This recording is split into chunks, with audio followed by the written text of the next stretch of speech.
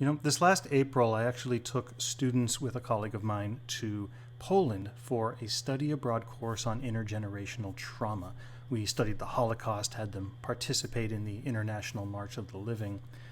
And at the end of this week, we had our debrief, and I asked them to share what the phrase never forget might mean for them.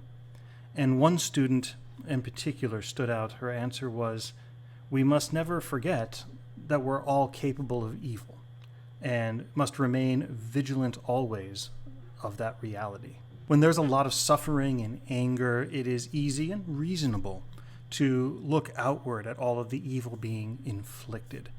And there's nothing wrong with calling out evil when we see it. That's important too.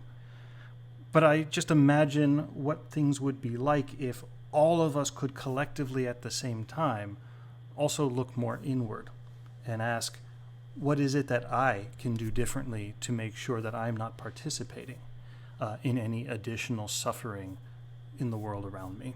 And I wish I had some answer as to how we get there, because I know the reflexive response is understandably, well, why should I do that when they're not and we're at risk?